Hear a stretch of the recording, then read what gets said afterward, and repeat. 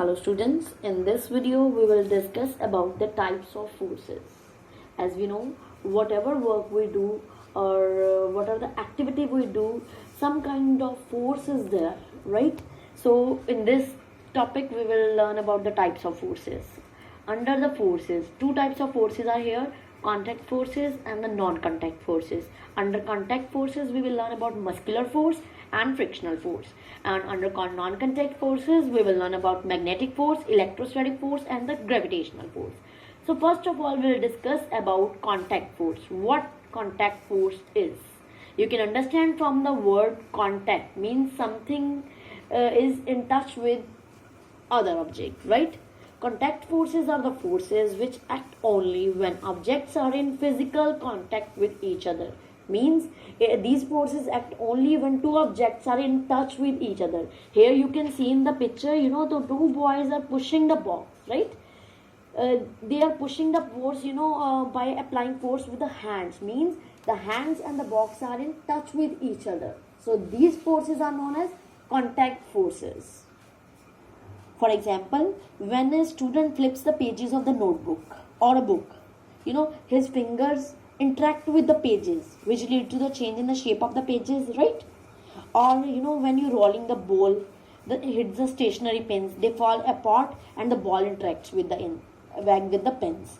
So, in these cases, we see that the force acts only when there is interaction between the two objects. So, such type of forces is called contact forces. So there are two types of contact forces. First we will learn about the muscular force. What muscular force is? It's a type of contact force in which muscles from different parts of body are involved. Okay? Or the force due to the action of muscles is known as muscular force. For example, a bucket full of water is pulled with the help of force applied the muscles of an arm, right? You can see in the picture, a boy is, carrying the bucket full of water. He is applying it is applying force with the help of the muscles. He's, carrying it very hardly and applying lots of force to carry it. Or in the other case, you can see, a boy is, pushing the cupboard, applying lots of force with the arms, right? So when player kicks the football, his legs muscles help him to apply force to kick the ball, right? So in these examples, muscles are in direct contact with the object, which results in the force. Even animals also, make use of muscular force to carry out their various physical activities or other tasks. Animals like bullock, horse, donkeys, camels are used to perform various tasks for us, right? So in these performing tasks, they use muscular force. So next is the frictional force, force which opposes the motion of the moving object, or the force which is responsible for changing the state of motion of object. It's called frictional force. Students, we can say it's an invisible force which acts from the opposite direction. Like you are, pushing a wall. You are pushing the wall from the east side. From the west side, wall is also exerting some kind of invisible force, which is called frictional force. For example, when a ball is rolled on the ground, right? After certain interval of time, it comes to rest automatically, right? We generally perceive that the ball comes to rest by itself, but actually there is a force applied by the ground which acts on the ball in the direction of opposite to its motion, which makes the ball stop after a certain interval of time. Means when the ball is rolling on the floor, it stops after some time because an invisible opposite force is acting on it, okay, which makes the ball stop after some interval of time. Next, when you pedal the bicycle continuously, you are pedaling the bicycle, the bicycle continues to move. But when you stop pedaling, then after some time it's automatically stops. Why? Because the road is also applying an opposite force which stops the bicycle. Okay, students? This force of friction is due to the roughness of surface of the object in contact The more is the roughness of the surface in contact, the more is the force of friction. Hope is it clear to you? So next are the non-contact forces. You can understand from the word non-contact means there is no contact between the objects. Non-contact forces are the forces which can act even when objects are not in physical contact with each other and bring about changes. Means when the objects are not in touch with each other, even then they bring the changes, right? So these are the non-contact forces. Such forces, act through the space between them. For example, when pins falls on the ground, right? You are having a magnet. When you keep the magnet nearby it, the magnet attracts the pins right away, right? So there is no physical touch between the pins and the magnet. The magnet attracts means there is a some kind of magnetic field around the magnet which attracts the pin, and the pin sticks to the magnet. Such kind of forces are called non-contact forces. So in non-contact forces, first we will learn about the magnetic forces. The force exerted by magnet to attract any metal is called magnetic force. Students, you all aware about the magnet. What is magnet, right? Substance which is having the property of attracting the metals or the magnetic material, right? When a bar magnet is brought close to another bar magnet, they attract or repel each other. You have learned about the properties of the charges. Even like charges always repel each other, and unlike charges attract each other. Same with the magnet. When the two same poles are brought closer to each other, like north pole and south pole bring closer to each other, they repel each other, right? And when north pole and south pole brought closer, they attract each other. It's a property of magnet. When bar magnet is placed near a bunch of iron nails toiled together, these nails get attracted towards the magnet which is brought close to them. So why? Because there is existence of the magnetic forces between the pin and the magnet. You can see here magnetic forces act even when two objects, magnet or the iron clips, are not in contact with each other. So magnetic force is an example of the non-contact forces. So here is an activity, students, to show that like poles of magnet repel each other and unlike poles attract each other. Here you can see we are having two pairs of magnet. Take a bar magnet, one in your hand and other on the pencils.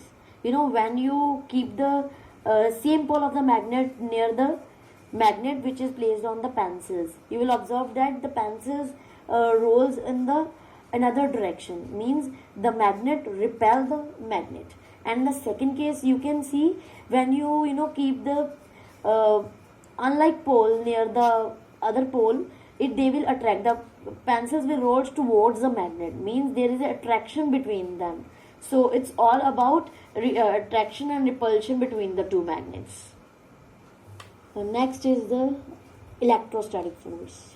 When two objects are rubbed against each other, charge appears on them, which results in the attraction and the repulsion between the two objects.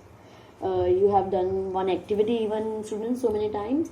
When you comb your hair, on when you wear a sweater in the winter, your hair sticks to the sweater. Why? It acquires some kind of charge which attracts your hair. When you comb your hair, the hair attracts toward your sweater and sticks to it. It's due to only the charges generated in your hairs which attracts to the sweater.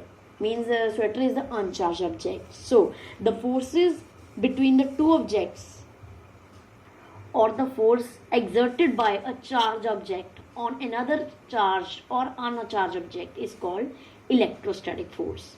Means when you keep one charged object near uncharged object or the charged object, that forces are known as electrostatic force. Here is the same activity. When you comb your hair, your comb acquires a small charge Okay, and when you keep your charged comb near the bits of paper, you will observe that the bits of paper attract towards the comb, and bits of paper was the uncharged particles and comb was the charged particle. Means there is a attraction between the bits of paper and the comb.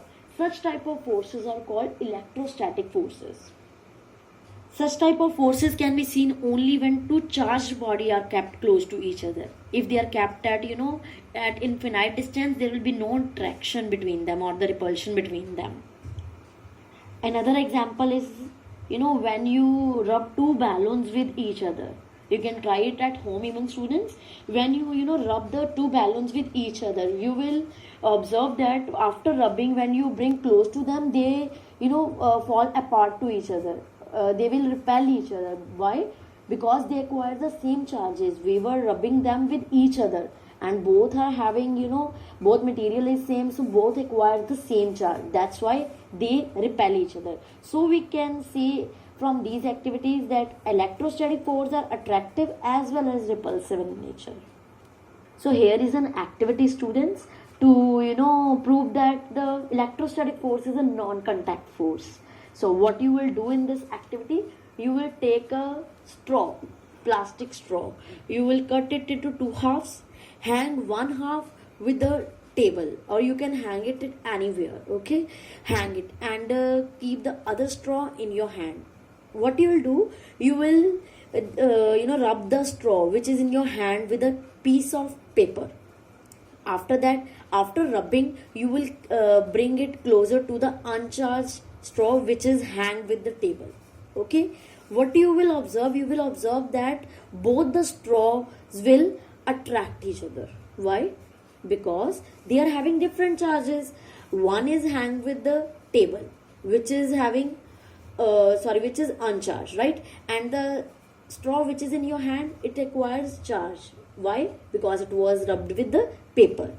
And in the second case, what you can do, you can rub both the straws with the paper and then bring them closer. What you will observe, you will observe that they both fall apart from each other because they both acquire the same charge. Both was rubbed with the sheet of paper and acquires the similar charge, so they fall apart from each other. So in this, the straw which is rubbed with a sheet of paper, that is called a charged body. Okay, students.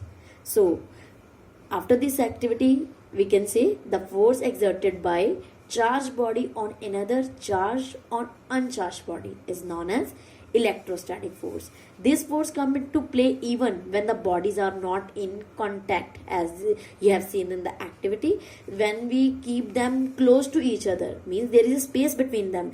Due to their attraction between the charges, means due to the flow of the charges, only the attraction or the repulsion takes place. Okay, there is no contact between the objects.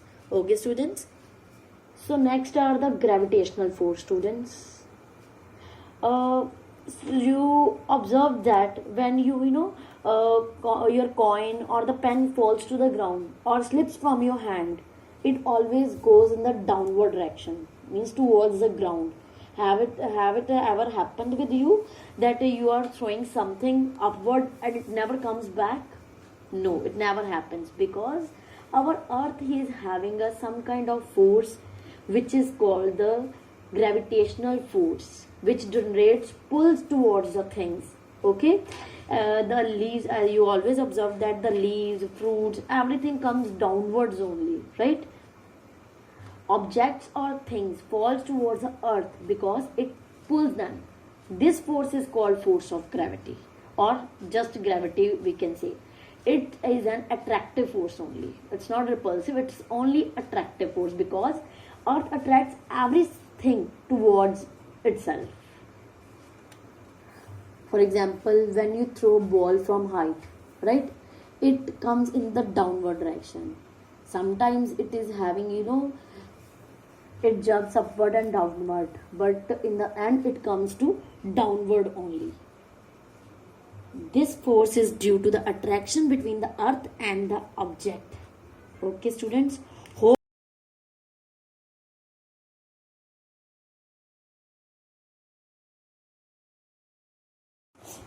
these types of forces are clear to you. Thank you and